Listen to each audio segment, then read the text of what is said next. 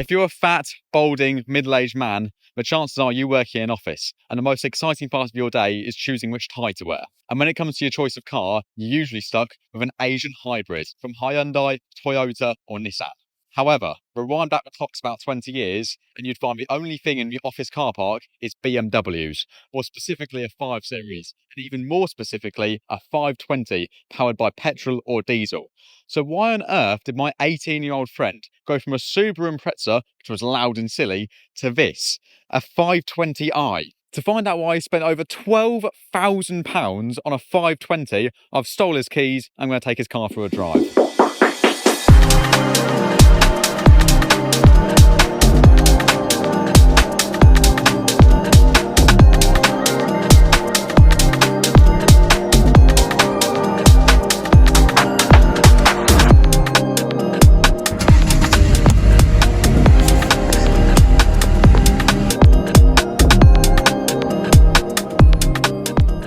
To start off, I think the car looks great. To a normal eye, this looks like the business. Because it's an M Sport over the boring looking SE, it actually looks good.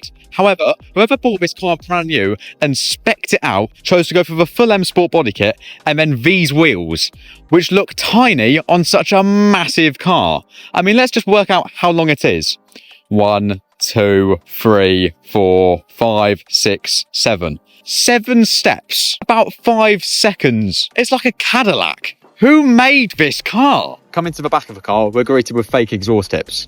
Well, that's what I thought, and that's what I wrote down. Then when I actually came across the car, I realised that BMW's done a good thing and put real exhaust on their cars. Look, it can go the whole way, and that's 2 exhaust pipes. 2 real exhausts. Well done, BMW. You've done a thing. Being a 520i is powered by the B48, aka the 2-litre turbo 4-pot, which went in almost everything a German could get his hands on. This went in all the Beamers. 1, 2, 3, 4, 5, 6. All of the Beamers. No one knows how many they truly made. The Minis, and even the Toyota Supra. Yeah, this isn't making nearly as much power as something like a Supra is. Where a Supra you get about, 250, 260 brake? This is making 184. Which isn't a lot for a car that weighs 1.6 tons, aka a small boat. Actually, I take back my comment about boats. This car is about the same weight as a large village or a small town. What's the difference between a small town and a large village? I mean, a large village is basically a small town. This isn't the time to get caught up in politics, Harvey. And linked to that engine, we've got the 8-speed ZF gearbox, which once again went in almost every BMW product. Now, I don't want to sound like a hater of automatics, because I don't. Not only are they much faster than manuals, they're also quite fun to drive when you've got your flappy paddles. But this car, with such little power, needs a manual. And all of the range of the 5 Series of this generation never even got a manual. I know something like this suits a car like this much better.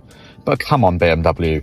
Bring back the manuals in your big silly saloons and estates. Doing stuff like this genuinely makes me feel like a Top Gear presenter. I mean, this is a brand new car. I mean, it's 6 years old now, but look at the inside. Screens upon screens. I mean, the dials are fully digital. And I don't mean like an Astra GTE. Like, this even allows you to draw funny pictures on the screen.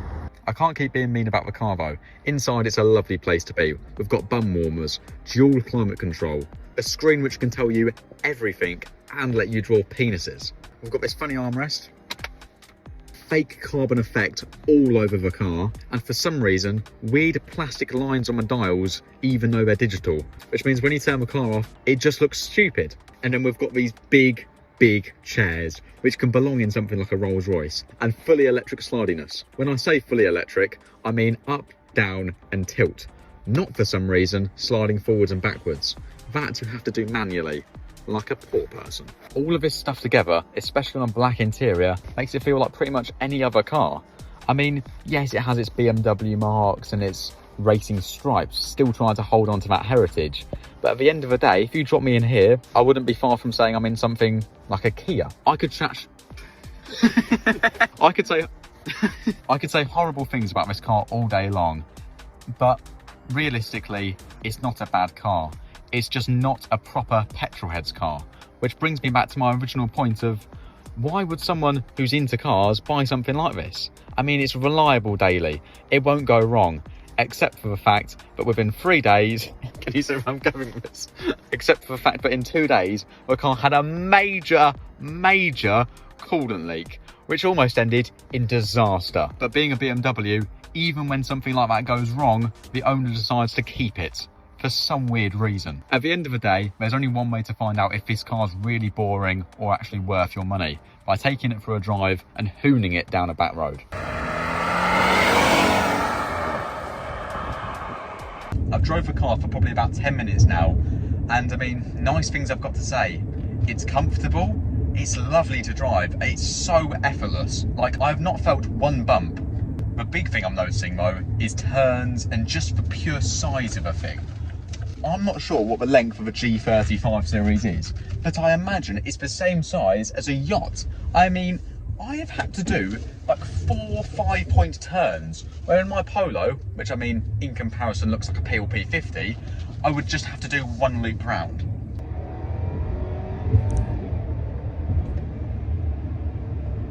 Another thing I can say with this car though is it's surprisingly fast. I mean, when I got into this thing, I was expecting the slowest thing on earth, literally to be standing still even after I've kicked down back into 2nd gear. But honestly, it's not slow. The speedo moves, and it moves with good pace, but the feeling you get from it is so void. And even when I whack it into the full-on sport mode, I get my fancy red dials and everything goes sport dynamic setting. But yet, even then, look, whacking it into 2nd, a bit of a turn, a bit in the wet. Look, on one hand, I've got no fear, because not only have I got traction control out of my ears, I've got ESC, ABS, EBD, STDs. This car has everything. So I mean, we've got about 180 horsepower. It will do about 7-ish seconds to 60, probably about 140 miles an hour. Which all these numbers are incredible if you've got a hatch from 20 years ago.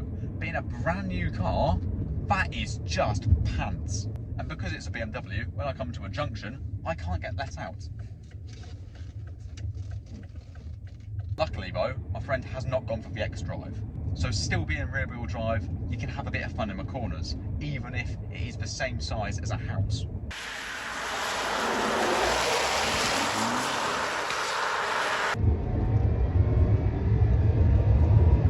It's just got nothing! Please, Beamer! You can praise the car for its 7k red line, but even then, look, 3rd gear, 2nd gear, foot flat. The speedo is moving with pace. I've even got a speed warning, not because I'm speeding, because I'd never speed. Still, I feel like I'm in a spa. I don't even have the heated seat on, but if I did, I could fall asleep right now. Let me have fun, car! The thing makes an alright noise, to be fair. It's not a Golf R 4-cylinder turbo noise, which sounds like a monster. It's more of a small fox howling for its mother. Ah! Ah! DSC deactivated. Okay, that put a smile on my face, that was quite fun. If you think of this car as an old Rover, something like that, something that's rear wheel drive, automatic, decent power, it's a bit of fun. But if you're trying to think of it as something like an M5, you are so mistaken. It may look decent with its big Brutus bumpers, but as a backroad basher, it cannot perform. BMW have done their best job to hide its massive weight, but there's no getting around the fact it's a big car. I mean, I don't dislike the car. It's annoying. I was hoping to hate it, but is it something I'm going to remember? Is it something I'm going to highly rate? No, not even close. So to answer the question, a 520i is a boring car. It's not just boring, it's soulless. I mean, like I mentioned, my friend Harry went from a Subaru Impreza, something with a straight piped exhaust, which was silly, loud and fun. I would just like to interrupt myself for a second.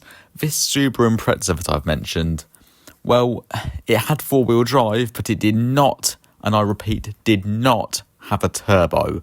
So maybe the 520i was an upgrade. To this, a car which you can only have fun in when you turn all the stability aids off, whack it in sport mode and thrash the life out of it. I've asked him a million times, why did you do it? Reliability obviously wasn't its strong case when it blew up on day 2. It's something we'll never know. And it brings me to a good point, especially for someone who isn't interested in cars. I'm not talking about Harry who owns the thing, but for someone who isn't interested in cars, why would you buy a petrol over a diesel? Diesels on average, literally double the MPG, can still be great fun to drive when you've got a fast one like mine, and on average, reliability is through the roofs. I know on a short journey, a petrol's probably better, and reliability on short journeys, petrols easily beat a diesel, just for the fact that a petrol can get to temperature much quicker than a diesel ever can. But for someone who bought this car brand new, I mean, it's done 120,000 miles over just 6 years. So obviously, up and down motorway driving. Why would you not get a 520D? You'd be saving yourself so much money in fuel, it boggles my mind. I don't understand the person who would buy the petrol over the diesel. Because let's face facts, the person who bought this car brand new for what, 35, 40 grand, was not a car guy. Just because they bought M Sport with the stripes all over it, doesn't mean it's a cool car. And by the way, this is one of the cheapest cars on the market. So 12 grand is a steal for one of these. Because for that money, I could have got something slightly older, more reliable, way more fun, interesting, good to look at, cool, the list goes on. It hurts my brain, the choice of buying this car.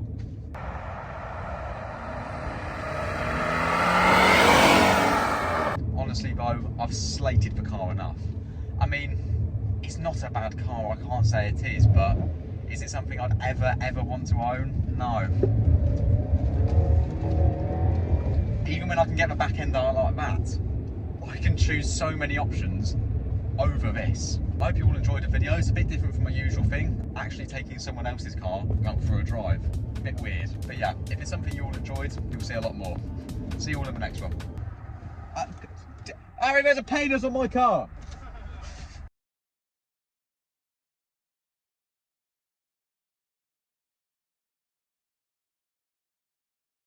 Oh, you're still here?